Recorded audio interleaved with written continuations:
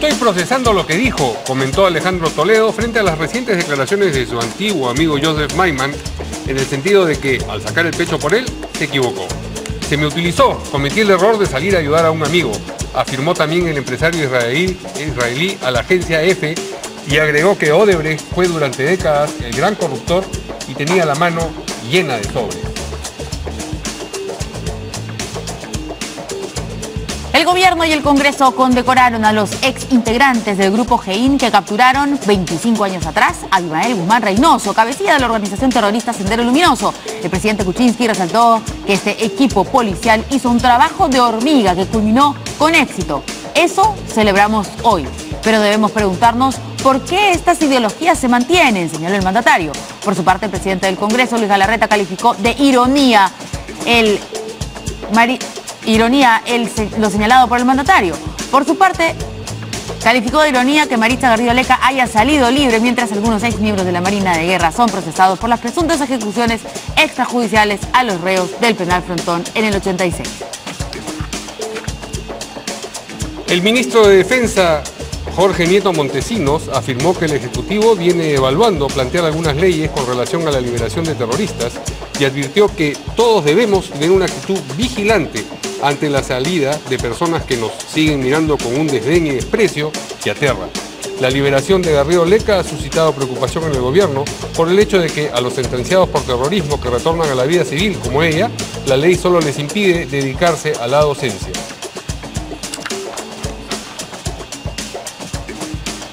El embajador de Corea del Norte sostuvo que la decisión del gobierno peruano de expulsarlo del país carece de razón jurídica y moral y que no ayuda en nada a la paz mundial. Más bien aseveró echa gasolina al fuego. Por su parte, el Ministerio de Relaciones Exteriores informó que el mandatario norcoreano ha ignorado los llamados de la comunidad internacional a que respete el derecho internacional y finalice de manera irreversible y verificable su programa nuclear. Y si quiere estar al día con la noticia internacional y nacional, ya saben que tiene que seguirnos en nuestra página web www.canaln.pe.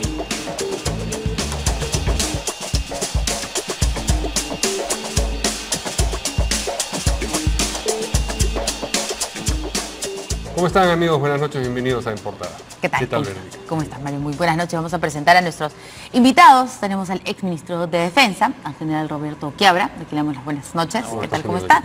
Y al doctor Julio Rodríguez, abogado penalista. ¿Cómo está, doctor? ¿Qué tal? Buenas noches, gracias por la invitación. Gracias. General, a ustedes. buenas noches. Bueno, doctor. Pues bien, el empresario israelí, antiguo amigo de Alejandro Toledo, prestó declaraciones a EFE, importantes declaraciones, en las que por supuesto ha hablado de su relación y de la función que cumplió a propósito de Alejandro Toledo cuando salió a defenderlo. Frente a lo que ha declarado, que lo vamos a escuchar en un momento, Alejandro Toledo ha dicho sencillamente: estoy procesando lo que dijo. Pero primero vamos a conocer lo declarado por Maiman. Yo di testimonio en el Perú solo una vez y saqué el pecho por él. No quiero entrar en muchos más detalles porque no sé si algún día esto va a llegar a juicio o no va a llegar a juicio. Yo definitivamente sí voy a testificar cuando esto llegue a juicio, si se me invita, y asumo que se me va a invitar. Pero yo sí salí a defender al amigo, lo cual no necesariamente fue una decisión sabia. ¿Y siente que él no lo hizo? Él era el centro del huracán, toda la artillería estaba contra él.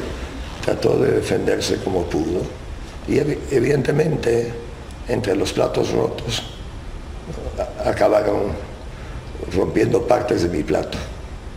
Así que no quiero prejuzgar, es decir, cada persona reacciona a distinta presión. Yo lamento que una relación de tantos años haya venido. Cuando surgen todos estos problemas, yo por momentos me siento una mezcla de desilusionado y un poquito utilizado. Y eso sí causó que las relaciones comiencen a estropearse. ¿Utilizado? ¿En qué sentido? Bueno, cuando surge todo este escándalo, la línea de ellos es háblenle a Maiman. Y Y yo no estuve en el colegio, profesora, yo no rompí el vidrio, no vine ese día, lo cual no necesariamente reflejaba quién tomó la piedra y quién rompió el vidrio. ¿Y dónde estamos ahora? Estamos en una situación que no tenemos comunicaciones, que obviamente, tengo que asumir que él está un poco preocupado en mi declaración. No es mi intención salir a defender, como no es mi intención salir a acusar. Yo sencillamente mi intención es esclarecer todo este asunto. Y yo creo que Toledo debería devolver al Perú para... ¿Hay margen para decir que fue utilizado, para que él diga que se ha sentido utilizado, o la intervención del señor Maiman en todo este proceso ha sido más bien consciente? Bueno, es que la impresión que tiene usted. Resulta desde mi perspectiva obvio que la intervención ha sido plenamente consciente. O sea, prestar las cuentas para transferencias de dinero en esas cantidades, no estamos hablando pues que le está haciendo el favor para pagar la cuenta de un restaurante. Estamos hablando de transferir millones de dólares a su cuenta que después los extorna a través de un alambricado sistema financiero de buscar ocultar el origen primigenio del mismo, que acaba en los famosos casos de Coteva en Costa Rica. Es decir, no hay forma que esto pueda haberse hecho de manera casual, descuidada, o que alguien haya podido ser utilizado. Máxime si estamos hablando pues de una persona con una enorme experiencia como negociante, como empresario. No podría decir pues que lo han sorprendido diciéndome préstame tu cuenta para depositar millones de dólares. Además, ¿para qué alguien te pide una cuenta bancaria? Además, el señor Joseph Maiman vino acá, a nuestro país, y con total tranquilidad dice, es mi plata. Eso, entonces todos, bueno, si es su plata, sí, es mi plata, yo se le he dado. Y ahora, después de todo este tiempo, venir a decirnos de que ha sido utilizado y que está decepcionado, difícil creerle, la verdad. Yo quiero, también tuve la oportunidad de escuchar parte de sus declaraciones y hay unas cosas importantes que también debería tenerse en cuenta. Yo creo que como abogado ustedes saben mejor. Lo que él señala sobre Odebrecht. Dice que conoce la empresa hace 40 años. Es una empresa que tiene dos ejes estratégicos muy marcados. Uno, que es una empresa muy eficiente en todas las tareas que son de ingeniería, pero también es una empresa de que asegura el negocio. Y para asegurar el negocio dice que en América él conoce el perfil de todos los políticos, no solamente de aquellos que están en el poder, sino todos aquellos que tienen ambición de poder y con los cuales mantiene una relación. Después es solidaria la empresa, porque como tiene una gran capacidad logística, él hace que no solamente ellos ganen, sino pone en turno a las otras para que las otras también ganen. Y para que nadie se perjudique, trabaja en consorcio. Hace programas sociales, o sea, se hace pues una empresa popular y trabaja también con los medios de comunicación para hacerse una empresa pues querida, ¿no? Entonces, yo creo que eso debe tenerse en cuenta para ver el proceso donde están inmersos una serie de personajes que han tenido parte en el poder. Y como bien señala usted, y creo que señalamos todos, la gran defensa del presidente era, por eso dice todo Maiman, porque Maiman asumió, dijo, la plata es mía, yo asumo, y se suponía de que si era de él, que era un gran empresario, eran negocios legales. Ahora que él venga a señalar la verdad, como él dice, que cuando lo llamen, eso es lo que determinarán los jueces y fiscales, ¿no? Bueno, definitivamente la situación se complica porque esta forma de trabajar de Odebrecht ya fue descubierta, ¿no? Esta famosa división de operaciones estructuradas no era otra cosa que una suerte, pues, de fachada de toda una estructura organizada para pagar coimas. Entonces, definitivamente lo que está señalando Maiman es lo que hoy día ya todos conocemos, es decir, Odebrecht tenía un reconocimiento por su expertise técnico, pero de la mano de eso no había negocio que se le pasara porque aseguraba políticamente a través de las dádivas y ventajas que el negocio funcionase. Entonces, en ese orden de ideas, pues es obvio que Maiman con sus declaraciones lo que va a hacer es simplemente colocar la cereza en el pastel de la compleja y delicada situación en la que va a acabar el expresidente Toledo, porque creo yo que ya el caso Odebrecht sumado al de Coteva tenía una complejidad suficiente para colocarlo en una eventual condena por delito de lavado de activos y corrupción, y creo yo que con la declaración de Maiman como colaborador eficaz, que va a desmentir y desmantelar toda esta suerte pues de defensa que se había orquestado sobre la base de su prestigio y reconocimiento económico como empresario, lo va a dejar sin piso para que la Fiscalía pues pueda realizar un juicio totalmente válido y en su oportunidad muy contundente para poder colocarle casi en los extremos máximos de la pena. Estuvimos conversando justo sobre el caso Toledo, creo que con el congresista Víctor Andrés García Belaúnde nos decía que aquí hay dos procesos que afronta Alejandro Toledo y que no han podido unificarlos y que por eso también las cosas, además de enredadas, que ya de por sí el caso Coteva era bastante enredado porque la plata iba de acá para allá, el dinero se está solicitando, digamos, que Alejandro Toledo regrese a nuestro país por el caso Odebrecht y no por el caso, por el caso Coteva y no por el caso Odebrecht puntualmente, porque son dos procesos que están yendo en paralelo. No, ahí lamentablemente el caso Odebrecht ya tiene pedido de extradición en los Estados Unidos. El caso de Coteva aún no. Okay. Ese es el que mantiene todavía el doctor Concha y ha generado esta disputa entre el fiscal de la Nación y el presidente del Poder Judicial, que es básicamente por Ecoteva. ¿Por qué? Porque, a ver, lo que mencionas tú, Verónica, y que a veces no se comprende, es que técnicamente los casos no se pueden acumular. Porque si yo acumulo el caso de Coteva, que ya está a nivel judicial, Odebrecht está a nivel fiscal. ¿Yo qué voy a generar con eso? Un enorme retraso en el caso de Coteva. ¿Y el retraso a quién va a beneficiar tan solo? ¿Vale? Al procesado. Y viceversa, si yo lo que hago es saltarme todas las barreras formales, procesales, que el caso Odebrecht requiere para llegar a nivel judicial, después me va a cuestionar y me va a decir, acá me has vulnerado el derecho de defensa, debido proceso, esto no vale. Se puede atrasar Ecoteva, pero no se puede acelerar Odebrecht. No, claro, y entonces las dos posibilidades acaban siendo negativas. Malas, claro. Así es. ¿Por qué? Porque los casos han comenzado en momentos distintos.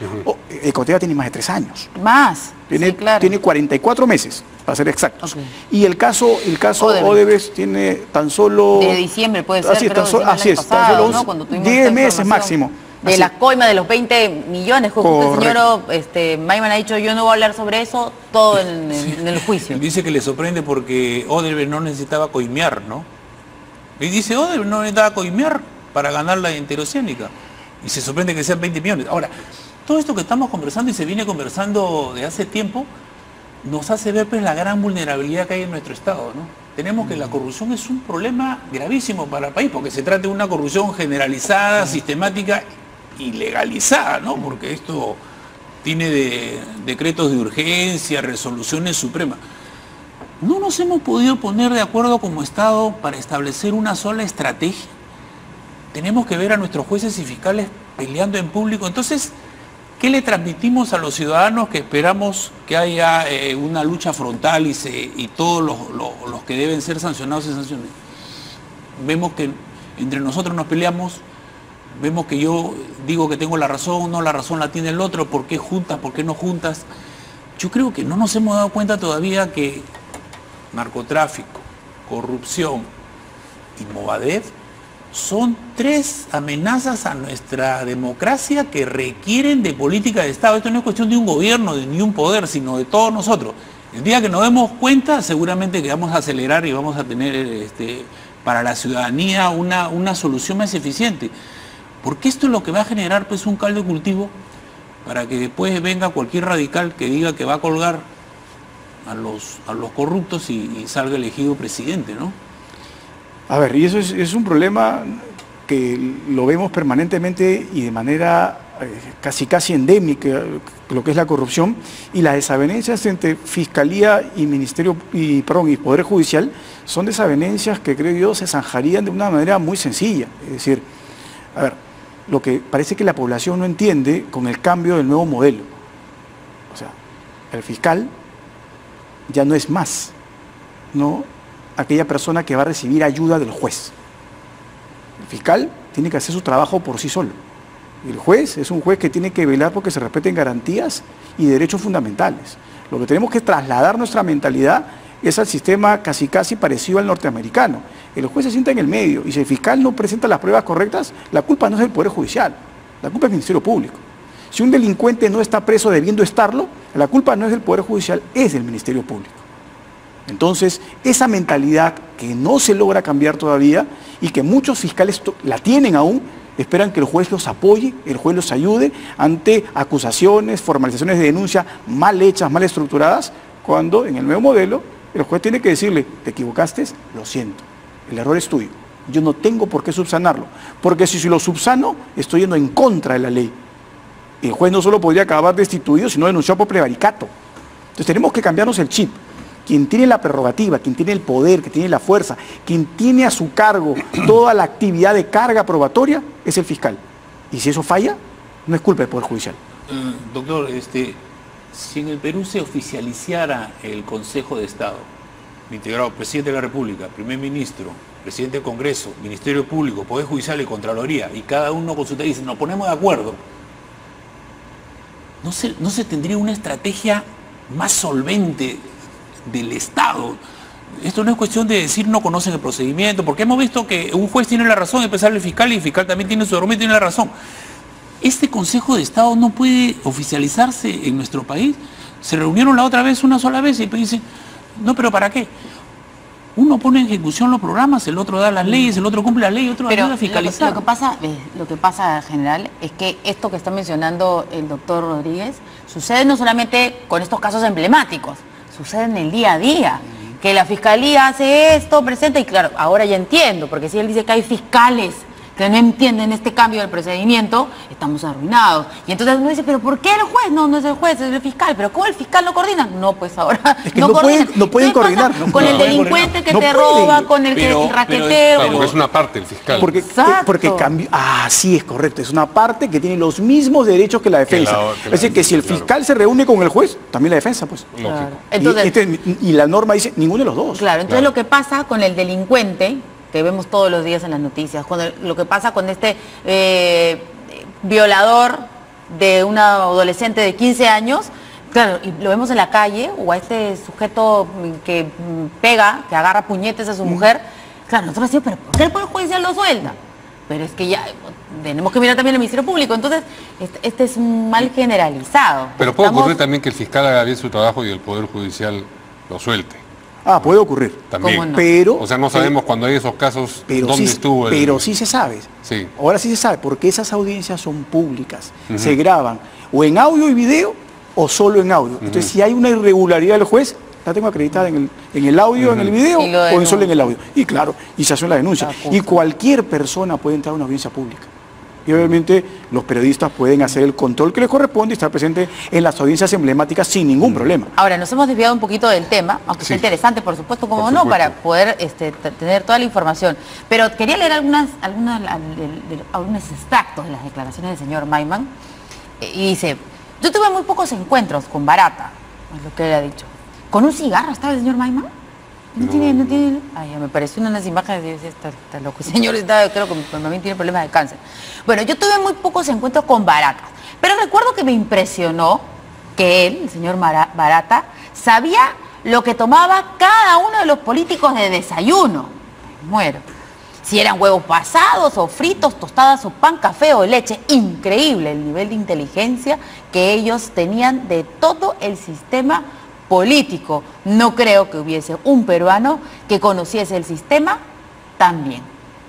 Me hace acordar a Montesinos, ¿no? Claro, por eso señalé yo que él conocía el perfil de todos los políticos. Ahora, también señala Mayman de que es el hombre más leal de Odebrecht y que no ha dicho toda la verdad. Parece que dicen algunas cosas, otras cosas no la dicen.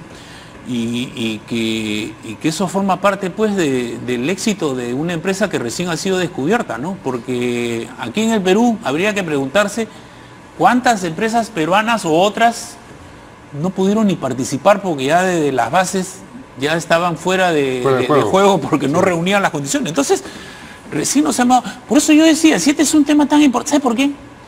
Porque este es el escenario que tenemos hoy día, un descrédito de las instituciones, una falta de confianza en las autoridades. Y si vemos que en los casos de corrupción va a haber impunidad, no nos sorprendamos pues que los niños, los jóvenes sean captados tan fácilmente con un mensaje que dice, esta es la democracia que tú quieres, y volvamos a tener no un caldo de cultivo de los años 80, sino del año 2017. Eso es lo que tenemos que ver, eso es lo que tenemos que tener en cuenta, porque si seguimos así, vamos a sufrir otros años de violencia diferente a la que se suma esta violencia del narcotráfico, que es el motor de toda la violencia, que no está ni en el mensaje ni en el presupuesto, ¿no? Muy bien. Mira, yo lo que creo es, y es importante, lo de Maiman es, respecto a lo que señalas, Verónica, tú, es la institucionalización de la coima en la empresa privada. Lo llevaron a un nivel tan, pero tan exhaustivo, de detalle, de tener una división. Era un expertise también. Claro, es una división que sabía a quién le daba, cómo le daba, por qué le daba, cuánto le daba, cuál era su tope, cómo debían pagarle, qué es lo que le gustaba, qué es lo que no le gustaba. Es decir, es un nivel de especialización enorme, que es lo que le permitió el éxito que han tenido en toda América Latina. Ahora, lo que dice el general, eso que usted dice, general, se llama política criminal. Y para que eso funcione, es cierto, tiene que haber política criminal que no se desarrolla a 1 año, ni a 2, ni a 3, sino a 20 años. Ahí sí tienen que reunirse todos y establecer los lineamientos de política criminal. No existe en este país un consejo de política criminal, lamentable. Porque si esto existiese, las normas tendrían esa proyección. Pero ya en la actuación de los procesos, cada uno tiene su rol y tiene que estar separado. Bien, tenemos que ir a una pausa y regresamos luego con la condecoración que el gobierno y el Congreso, cada uno de ellos, le han concedido a los integrantes, los ex integrantes del grupo Gein que capturó a Abimael Guzmán 25 años atrás. Con eso volvemos.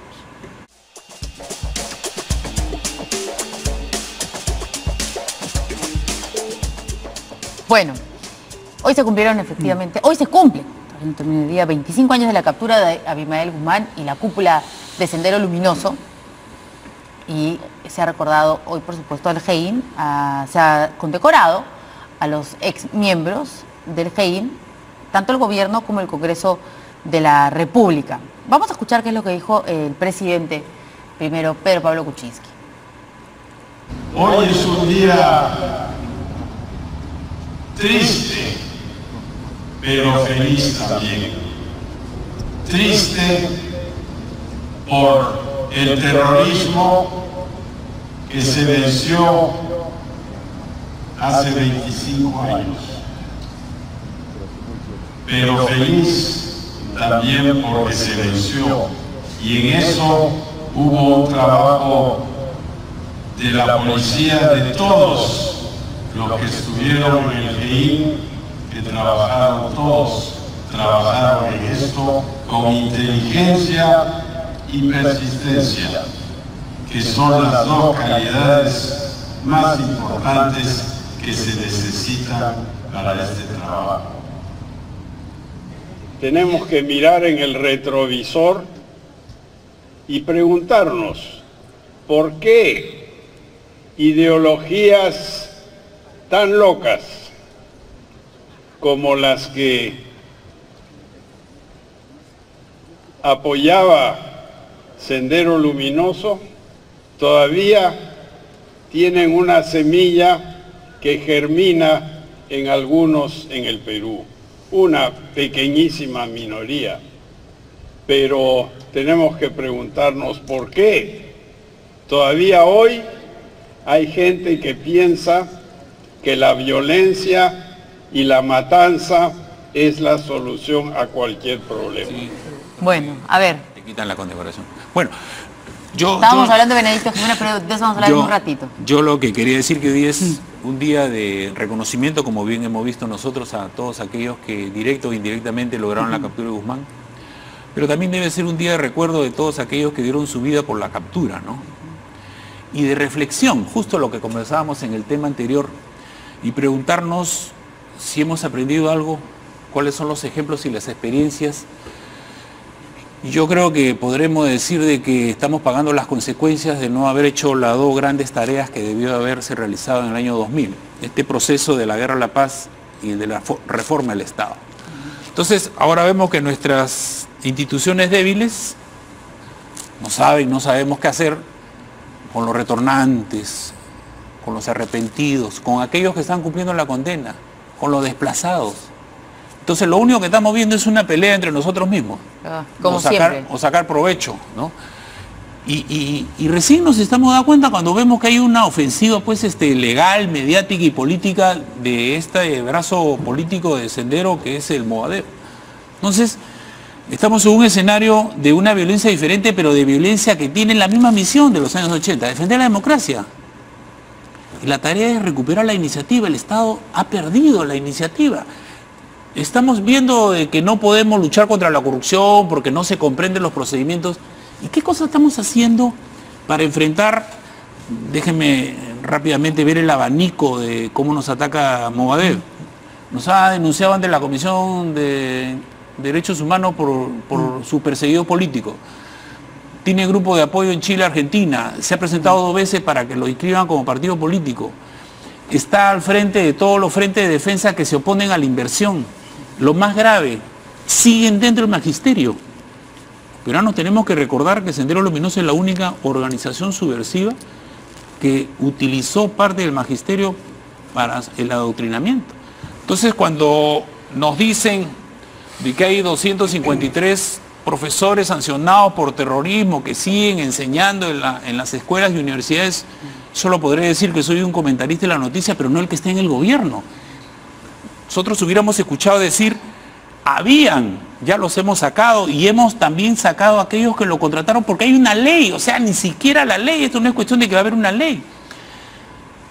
Y eso se suma con la intensa actividad artística y cultural que siguen haciendo. Hay que recordar que estos usaban los versos, los poemas, los cantos con musiquita pegajosa y su letra con su símbolo. ¿Y cuál es lo más notable de nuestra debilidad? El mausoleo. Mausoleo lo tenemos enfrente de nosotros, en nuestras narices, y no es porque no querramos que entierren a sus muertos, sino que hacen una romería donde nosotros dijéramos, pues, si lo tomamos como una ofensa a nuestros muertos, a nuestros discapacitados, a nuestras viudas, a nuestros niños de la guerra, aquellos que no tuvieron la oportunidad de conocer a sus padres porque lo perdieron en una edad temprana, o porque no los tuvieron en el momento que más lo necesitaban, seguramente que ya hubiéramos derrumbado ese mausoleo. Pero vemos que se echan la culpa. Todos. Y nadie. Entonces, ¿cómo enfrentar ese abanico si no estamos tomando nosotros esto como un problema de Estado? Esto no es un problema de un gobierno, ni de un ministro, ni de un poder. Este es un problema de todos nosotros. Por eso yo señalaba que tiene que haber una política de Estado en este Consejo de Estado. ¿Por qué? Porque de ahí debe salir. ¿Y cómo debe aplicarse?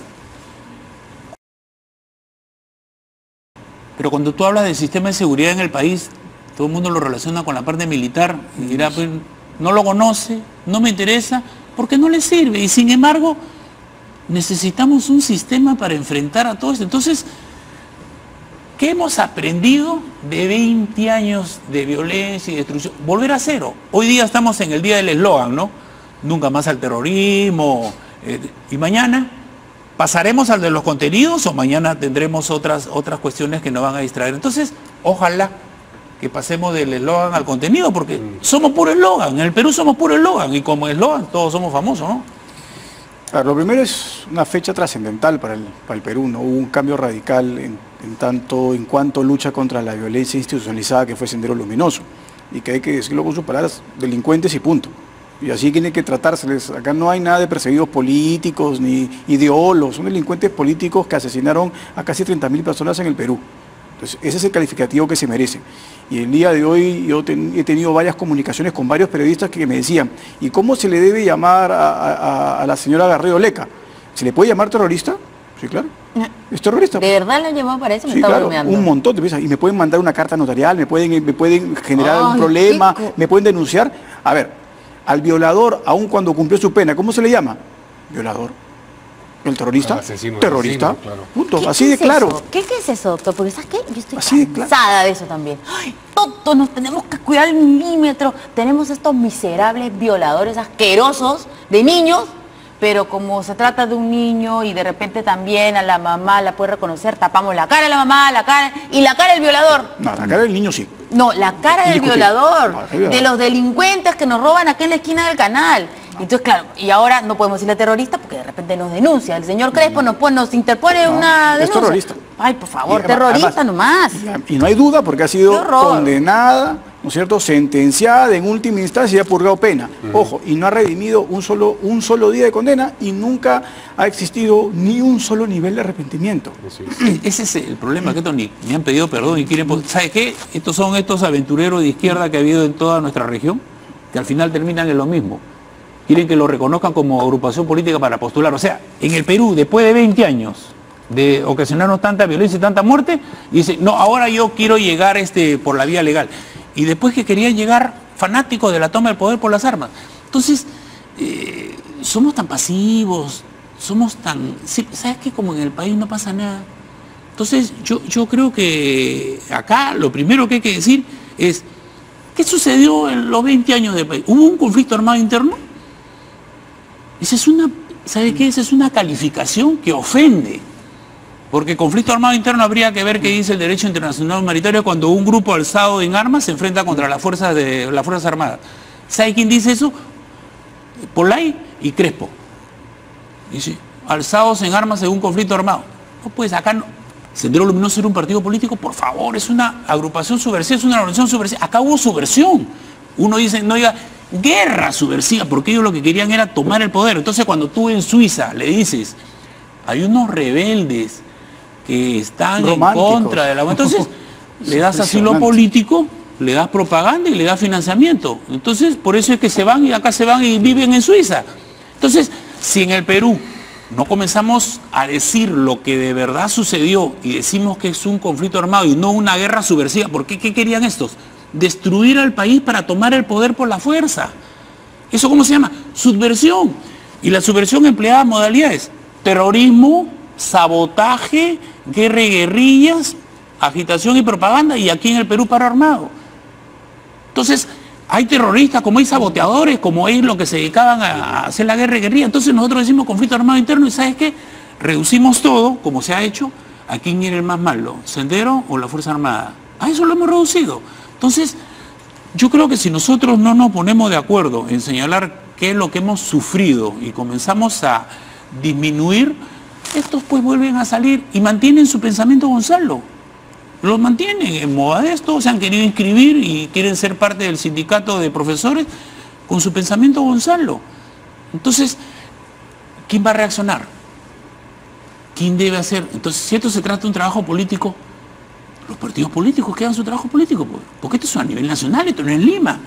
Y lo más grave es que ustedes le preguntan a los que tienen hoy día 14, 15, 16 años. 20, 21, les hemos preguntado. Y no tienen idea. Y eso es peligrosísimo. Totalmente. Porque no tenemos que aprender la historia. Y la historia nefasta de nuestro país fue esos años de barbarie, pero que tienen que explicársele conforme corresponde.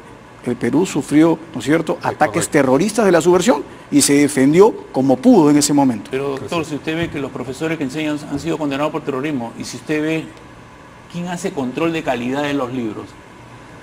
Yo cuando presenté mi libro sobre el CENEPO, una reportera del diario Expreso o del diario Correo me dijo, yo le digo, anda al Ministerio de Educación y averigua quién hace control. Y dice que no hacen porque como las editoriales son particulares, lo debe hacer Indecopi. O sea, Indecopi es el responsable de ver la calidad de los libros que les enseñan a nuestros chicos. Entonces, cuando uno revisa lo que le enseñan a nuestros chicos y ve quién es el profesor que enseña, nos lo roban pues a los niños, se los llevan, pues. Eso estamos regalando a los niños y estamos regalando a los jóvenes. No nos debe preocupar el pasado, nos debe preocupar el presente. Todos estos chiquitos que no tienen ni un oficio, que es el arma, hoy día el arma moderna para defenderse es la educación. Pero no solamente una profesión, sino un oficio. Estos chiquitos, por ejemplo, que ya perdieron sus clases durante 3 meses, que no me van a decir que la van a recuperar. Cuando se sientan frustrados a fin de año, cuando tengan que postular a un instituto, a una universidad, y compitan con otros que no perdieron, ahí lo vas a ver tú como vulnerables a ser captados por cualquier organización. Entonces, el daño que se le ha hecho de 3 meses sin perder clases, entonces, ¿sabes qué? Preocupémonos pues porque esto no es un tema sectorial, este es un tema integral donde hay que ver todo para poder enfrentar Una amenaza que todavía se burla de la debilidad que tenemos en nuestro país, que son nuestras instituciones y la falta de confianza en nuestras autoridades, ¿no? Vamos a escuchar lo que dijo también el presidente del Congreso a propósito de la condecoración que ese poder del Estado les dio también a los ex integrantes del GEIN. La ironía de la vida. Ayer salen estos genocidas asesinos. Hoy día ya van 5 días del inicio del juicio de nuevo a nuestros marinos por el cambio de un voto en una institución que termina abriendo nuevamente un proceso de cosa juzgada. Ayer salen terroristas y muchos seguro todavía siguen en procesos judiciales de nuestras policías y de nuestras Fuerzas Armadas. Ayer salen terroristas sin cumplir su pago, como corresponde a cualquier criminal o delincuente, y el Estado le pide exigencias para que paguen a aquellos que están denunciados.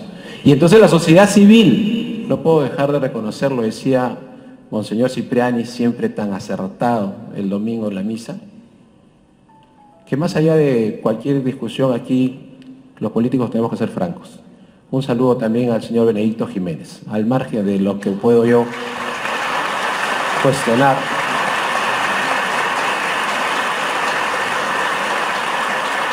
Cualquier cuestionamiento que tiene que ser finalmente evaluado en las sedes judiciales, no puede dejar de reconocerse lo que cada persona y cada hombre y mujer hicieron por nuestro país, y ese es un caso. Brevemente, ¿tienen ustedes alguna idea a propósito de si debiera participar de este reconocimiento Benedicto, como ha sugerido el presidente del Congreso? En mi opinión, de manera clara, que sí. Sí. A ver, ¿por qué razón? Él está sujeto a un proceso respecto del cual todavía no hay condena. Y de acuerdo al mandato constitucional, él es inocente. Y mientras sea inocente, no tiene por qué tener una restricción. Máxime si en la condecoración que merece no es por lo que hizo ahora, sino es por lo que hizo en aquel momento. Que después esta persona puede haberse equivocado, haber tenido errores que lo han llevado a estar procesado y no se sabe si estar condenado en su momento, no significa que no se merezca la condecoración por las labores que brindó la patria. Bueno, hay que reconocer que fue el estratega, ¿no? Todo lo que hemos escuchado en estos días, todo lo que se escribe en los libros, tiene un estratega principal que ha sido él. Y hay que reconocer, pues. Ya después, si lo condenan y le deben quitar la condecoración, será otra cosa, pero por lo menos hay que reconocer, aunque hay veces no necesitas tú condecorar a una persona para reconocer que ha sido el estratega, ¿no? Eso es cierto. Ahora, pero, o sea, él por haber sido, digamos, policía, ahora policía en retiro, si lo condecoran y luego lo sentencian, ¿le quitarían esa condecoración? Hay condecoraciones que señalan que cuando tú haces un acto en contra de la moral y de lo que va de las consideraciones de la medida, te la quitan. Bien, vamos a una pausa y regresamos con declaraciones del ministro de Defensa, el ministro Nieto, a propósito de algunas leyes que estaría contemplando el Ejecutivo con relación precisamente a los condenados por terrorismo que recuperan la libertad. Con eso volvemos.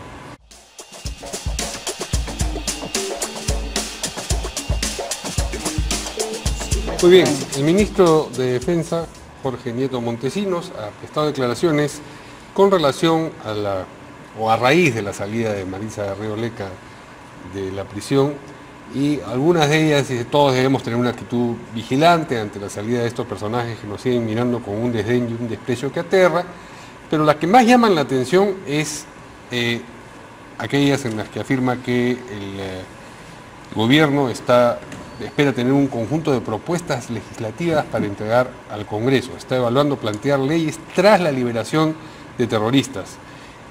Se entiende que a raíz de la liberación de terroristas, pero no queda claro qué cosas pretenden esas leyes, que no salgan en libertad, que se les restrinja más el campo de acción una vez que están de regreso en la vida civil.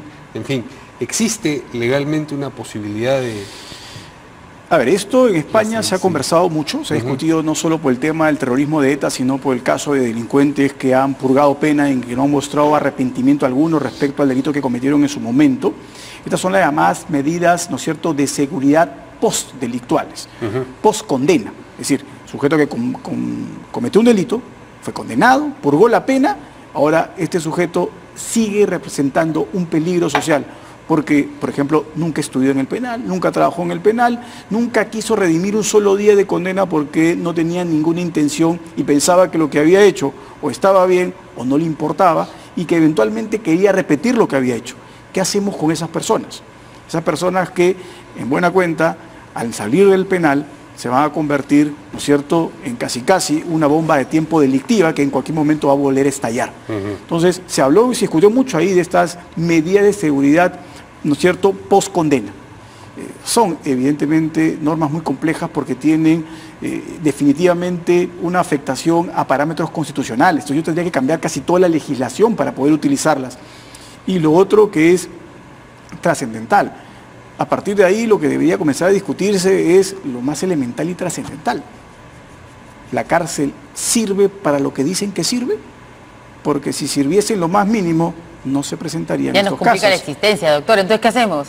Si más bien lo que necesitamos son más cárceles y ahora entonces, ¿para qué las cárceles? Es que tenemos que repensar, porque las cárceles no están dando el resultado. ¿Y entonces? Entonces tenemos que ser más inteligentes y comenzar Láncese una. Por ejemplo, medidas de control que se le pongan a los sujetos. Ya el sistema moderno a un sujeto privado de su libertad, como están nuestras cárceles, no le afecta en nada, porque dentro de las cárceles tienen internet, tienen telefonía celular, tienen acceso a comunicaciones. Mucha información. Mucha información y siguen delinquiendo. Entonces, la moderna sociedad que hoy día se entiende es una sociedad de las comunicaciones. El mundo es comunicación. Entonces, a un sujeto de ese tipo, yo lo que tengo que es aislarlo de las comunicaciones y va a acabar siendo más seguro para la sociedad, menos riesgoso para su entorno y evidentemente va a generar un efecto mayor. Porque él solo encerrarlo en la cárcel no está evidenciando ninguna solución para este tipo de sujetos. Es decir, no digo que la cárcel no debe existir todavía para algunos sujetos, pero para este tipo tenemos que crear medidas más creativas que puedan generar efectos realmente eficaces. Porque a la larga lo que yo estoy generando con este tipo de personajes, por ejemplo como los exterroristas, es que se aglutinen más, se compenetren más y salgan con un nivel de revancha y resentimiento de la cárcel que los puede llevar a generar una suerte pues de mayor ebullición en los movimientos terroristas y es peligrosísimo para el Estado. Yo creo que aquí tendríamos que ver a aquellos arrepentidos que no han pisado una fiscalía, un juzgado, hay que darles reglas y normas de conducta. Por ejemplo, no me pueden encabezar pelo frente de defensa y atentar contra la inversión que te genera serios problemas. Y después los que están saliendo liberados, igual lo que está sucediendo en Europa hay que hacerle un seguimiento, pues. En Europa, a pesar del seguimiento que se hace y las inteligencias de allá que se pasan la voz, ellos hasta ahora no pueden impedir de que una furgoneta con un cuchillo te haga un atentado terrorista. Entonces, yo creo que aquí tiene que haber reglas de conducta, normas de conducta, tiene que haber un seguimiento de esa gente, especialmente los que han sido cabecillas, y después, como bien señala usted, la chica esta, ya no tan chica, Garrido Leca, usted la escucha con su traje a rayas y su puño en alto, con la misma tonadita que tienen las chicas que ha captado Movadef ahorita. ¿Cuál es la diferencia entre ella y las chicas? Ninguna. El mismo robotito con su puñito y repite la misma tonadita. ¿No lo han visto? Eso es lo que nos debe preocupar. No solamente los que están saliendo, sino los nuevos que nos están captando. Entonces, habría que ver de qué leyes se trata, qué otras leyes pueden dar. Creo que el congresista Becerril, una especie de muerte civil, ¿no? Que no solamente no trabajen en el magisterio, sino no trabajen para el Estado. ¿Qué sanción se les puede dar a todos aquellos que no han pagado su reparación y no tienen ninguna intención de reparar? Muerte civil. Es que, ¿sabe qué? Tenemos que ser una democracia un poquito más dura y no contentarnos con lo mínimo. ¿De qué nos hemos contentado los peruanos que hemos tenido 4 procesos seguidos? Con eso estamos contentos. ¿Y esto? Entonces, láncese una también usted, entonces. ¿Qué podría proponer? ¿Qué podríamos hacer?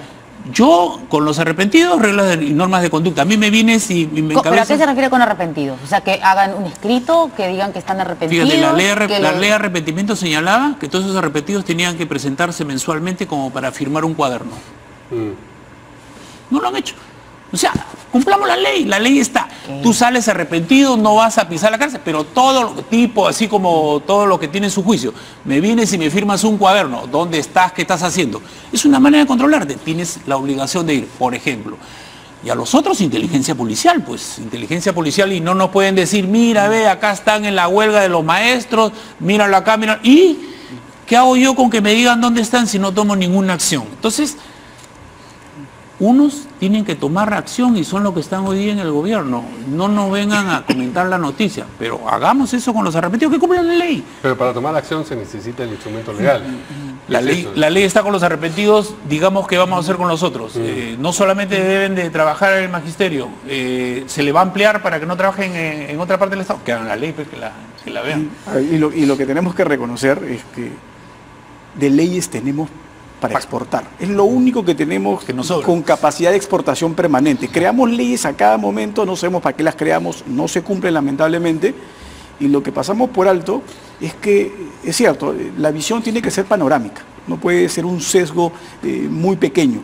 Si yo quiero tener menos delincuentes, si yo quiero tener menos subversivos o potenciales subversivos en un Estado de Derecho, o sea, mi gran apuesta, y que no se hace hasta ahora, es educación. O sea, no hay fórmula mágica. Si nosotros nos comparamos con los países que tienen menor cantidad de delincuencia en el mundo, que tienen menor violencia social, que son los países nórdicos, por ejemplo, la única diferencia entre ellos y los demás es que han privilegiado desde hace muchísimos años la educación. Igual habrán delincuentes, nunca podré eliminarla al 100%. Igual tendré esporádicamente un violador en serie, un depredador humano, seguro, pero esporádicamente, esos son incontrolables. Pero mi nivel de violencia social cada vez se acerca a tan poco que en esos países, ¿no es cierto?, tienen políticas permanentes en los últimos años de desaparición de cárceles, porque no tienen clientes. Las cárceles están sin gente. Menos violencia equivale a más educación. Claro, acá lo que delinquen no son los pobres, porque los pobres no tienen ni tiempo porque trabajan, pero los frustrados y los resentidos con la sociedad, todos aquellos que estudian para nada, porque después no les sirve, o no tienen una oportunidad de trabajo, esos son los vulnerables. ¿Sabe qué? Esa es la tarea de seguridad ciudadana de los alcaldes. Los alcaldes en vez de estar comprando equipamiento para la policía, deberían de estar viendo becas para todos los chicos que los tienen ahí, que su familia no les puede dar un oficio. Un oficio. Cualquier peruano que se va al extranjero tiene más facilidades de darse una estabilidad teniendo un oficio que una profesión. Entonces, yo creo que tenemos tantas cuestiones con las escuelas de técnicas que hasta ahora seguimos peleando que la ley, que no la ley, que el reglamento. Cada una de nuestras regiones tiene una particularidad para su desarrollo. Hagamos pues que se capaciten para que tengan mano de obra calificada y no vengan de otro sitio a ocupar la vacante que la puede tener ahora, el chico. Hay que precisar que Maritza Garrido Leca puede hacer lo que quiera. Lo único que no puede, según la ley, es ser docente. Mira. Y de ahí puede hacer lo que quiera. Abrir su cuenta de Twitter, abrir su Facebook, hacer su canal de YouTube, por ejemplo, también. En la medida que no cometa apología. Va a cometer. Y cuando cometa tendrá que ser procesado. Va a cometer, pues vamos a ser ingenuos de cuando cometer. Tenemos a los abogados de Abimael Guzmán, 25 años en la calle, diciéndonos las cosas al filo, para no va a cometer ese error. Pues. Yo la veo a ella más prisionera en la calle que en la cárcel, porque en la cárcel por lo menos tenía el cariño de sus compañeras, pero en la calle se va a un hotel, no grata, al otro, yo creo que va a sentir la pegada. Pero eso no se diluye con el tiempo, ¿no cree usted que esa tendría que, ¿no? Claro. En el Perú, dentro de una semana ya nos olvidamos de ella y pasamos, ese es el tema en el Perú, entonces, pero ella va a sentir todavía esa pegada, como la sintió a la vez hasta que la expulsaron, ¿no? En las comunicaciones no. En las comunicaciones no, entonces, por eso digo, o sea, que podría hacerlo, ¿cómo no? El mismo seguimiento que hacen en Europa con todos los chicos que son sospechosos de hacer un atentado, igual tenemos que hacer acá, ¿por qué no acá? Lo que pasa es que se ha desarticulado la inteligencia en este país en los últimos 25 años también. ¿La DINI existe? Y eso es peligrosísimo. ¿Existe la DINI? Oiga, no está la DINI, ¿no? ¿En la Organización del Estado está la DINI? No está. Peligrosísimo. Pero tenemos la inteligencia policial, que es la responsable de hacer este seguimiento a esta gente que está saliendo. Y aun cuando se le procesase, perdón, por apología, que eso llegue a una sanción Bueno, tomará su tiempo. Tomará su tiempo, sí, pero ya menos que antes. Si de repente donde comete el delito, si se comete el delito en lugares donde ya está vigente el nuevo Código Procesal Penal, esto tendrá que ser en el corto plazo. Sí, pero no va a decir, o sea, lo que el Movadef puede decir, amnistía para Abimael Guzmán. Y Garrido Leca también puede decir lo mismo, y eso no es apología. Lo sabemos, lo hemos visto. Y con la última ley que han hecho en el Congreso, los del Movadef también pueden seguir pidiendo amnistía para Abimael Guzmán. Y lo puede hacer la señora Garrido Leca y no va a pasar nada. Entonces, que ella diga que el presidente va a hacer... Difícil que lo haga, porque no creo que sea tan tonta, ¿no es cierto? O sea, que no lo va a hacer. Estamos igual que los corruptos que aprovechan los vacíos legales. Por supuesto. Orellana es un maestro, ¿no? Él mismo dijo, yo no tengo la culpa, yo aprovecho los vacíos legales. Por supuesto, pero ¿por qué cree que está libre el Marita Garrido Leca? Porque los abogados pues presentaron ante el Tribunal Constitucional en su momento, ¿cierto? De unas denuncias, porque ¿cómo puede ser que los hayan sentenciado con jueces sin rostro, si no son militares? Ya empezó todo. Y eso que nos hemos olvidado del MRTA, que muchos firmaron un comunicado para decir que era menos malo que lo de Sendero y que por favor no lo sancionen con mucha pena. Entonces, ese es el Perú, pues. Ese es el Perú. Entonces, cuando ya estemos aquí, ¿a quién van a llamar? ¿A un jefe político militar? No creo. Muchas gracias. Gracias a usted, gracias. Un placer para mí. Nos quedamos cortos. Hasta mañana.